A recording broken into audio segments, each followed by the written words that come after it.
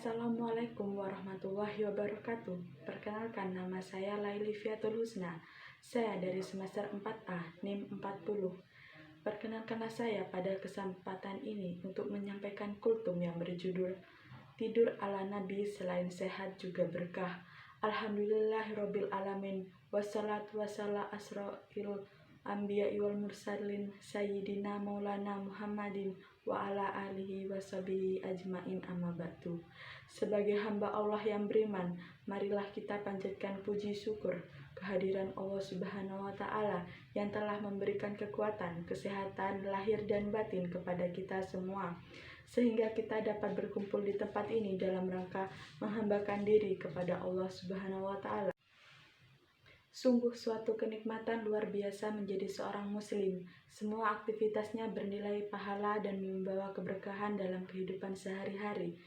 Bahkan hal-hal yang dianggap biasa pun oleh manusia pada umumnya dalam Islam tetap terdapat teladan dan aturan-aturan yang sangat bermanfaat bagi kehidupan manusia. Satu di antaranya adalah perihal tidur. Dalam Islam, aktivitas tidur mengandalkan tanda-tanda kekuasaan Allah yang begitu agung. Allah menciptakan malam untuk istirahat dan siang untuk beraktivitas. Maka bagi seorang muslim, malam dan siang juga menjadi kesempatan istimewa untuk khusyuk beribadah kepadanya serta bekerja dengan penuh sungguh. Tetapi bagaimana tidur yang berkualitas, tidur yang benar-benar memberikan manfaat langsung baik pada fisik maupun psikis? Inilah yang banyak belum diperhatikan oleh kebanyakan umat Islam. Hakikat dan fungsi tidur. Tidur sangat membantu terciptanya keseimbangan dalam individu. Dengan demikian, tentu bukan perkara yang sepele. Justru ketika melihat fungsi dan peran tidur bagi kehidupan dan kesehatan manusia, sudah sewajarnya kita memperhatikannya dengan seksama.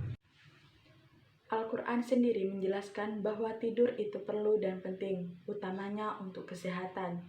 Pernyataan Allah Subhanahu wa Ta'ala ini jauh melebihi batas perkembangan ilmu pengetahuan, di mana setelah itu dalam perkembangan ilmu medis ikut menyebutkan salah satu cara paling efektif dalam menjaga kesehatan adalah istirahat tidur yang cukup. Menurut medis, tidur yang cukup sangat membantu penguatan sistem kekebalan tubuh pada manusia.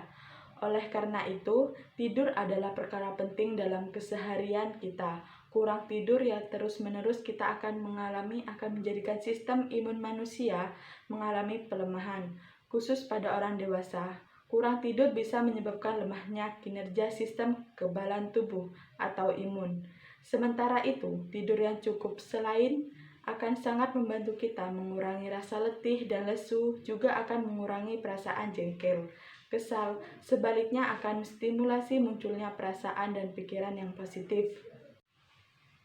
Jika mengacu pada sistem kerja organ vital tubuh, maka tidur yang baik adalah pada awal-awal malam, sekitar jam 8 malam. Sebab empedu aktif bekerja antara jam 11 malam hingga jam 1 dini hari, sementara hati mulai aktif bekerja mulai jam 1 malam. Apabila pada jam-jam tersebut kita masih belum tidur, apalagi masih asik makan-makan, maka sebenarnya kita telah merusak alur tubuh kita sendiri. Jadi upayakan untuk tidur larut malam, apalagi begadang. Selain akan mengurangi kualitas tidur, juga berpotensi merusak sistem kerja tubuh kita sendiri. Fakta ini bertoleransi positif dengan hadis Nabi yang memerintahkan umat Islam untuk segera tidur setelah sholat Isya. Bahwasanya Rasulullah SAW membenci tidur malam sebelum sholat Isya dan berbincang-bincang yang tidak bermanfaat setelahnya atau begadang. Salah satu tanda kecintaan kita kepada Nabi kita adalah mencintai dan melakukan apa yang telah dikerjakan, termasuk tidurnya Rasulullah SAW. Semua perilaku Nabi dalam kesehariannya adalah teladan yang baik, berarti semua itu memberikan banyak manfaat dalam kehidupan kita. Salah satu yang utama yang perlu kita ketahui dan kita teladi adalah perkara tidurnya Rasulullah SAW. Yang pertama, Rasulullah senantiasa berwudhu dahulu sebelum tidur. Apabila engkau hendak mendatangi pembaringan atau tidur, maka hendaklah berwudhu terlebih dahulu sebagai wudhumu untuk melakukan sholat. Yang kedua, Berdoa sebelum tidur. Doa adalah senjata seorang muslim. Oleh karena itu, dalam segala hal, termasuk tidur, hendaklah diawali dengan doa dan zikir. Rasulullah bersabda, "Barang siapa tidur di suatu tempat tanpa berzikir kepada Allah, maka ia pun akan mendapatkan hal yang dia sesali dari Allah." Yang ketiga, miring ke kanan dengan menghadap kiblat. Hendaknya mendahulukan posisi tidur di atas sisi sebelah kanan dan berbantal dengan tangan kanan. Tidak mengapa apabila setelahnya berubah posisinya di atas sisi kiri. Hal ini berdasarkan sabda Rasulullah, "Berbalinglah di atas rusuk sebelah kananmu." Riset ilmiah dunia medis menjelaskan bahwa ada keuntungan besar yang didapat ketika seseorang tidur miring kanan. Di antaranya ialah menghalangi tekanan hati yang berlebihan pada lambung, dapat mempercepat pengeluaran cairan di usus dan usus 12 jari. Berkat adanya gaya gravitas, sebab mulut lambung menghadap ke bawah.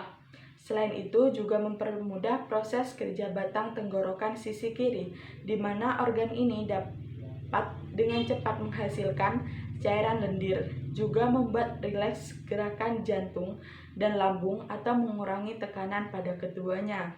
Keempat, meletakkan tangan kanan di pipi kanan. Rasulullah SAW apabila tidur meletakkan tangannya kanan di bawah pipi kanannya. Jadi saatnya kita kembali memperhatikan tauladan kita dalam segala hal. Dan pasti tidak ada yang dicontohkan Nabi kecuali terjamin dan terbukti unggul dan berpahala.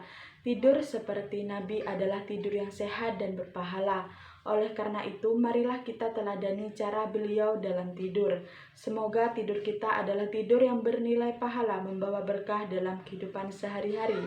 Hanya perlu diingat, meski tidur atau istirahat itu penting, Rasulullah dan ulama salaf berbeda dengan kita. Rasulullah dan para ulama sedikit makan, sedikit bicara, dan sedikit tidur.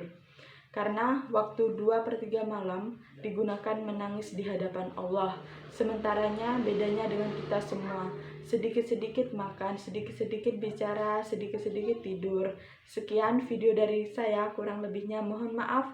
Wabillahi taufiq wal hidayah. Wassalamualaikum warahmatullahi wabarakatuh.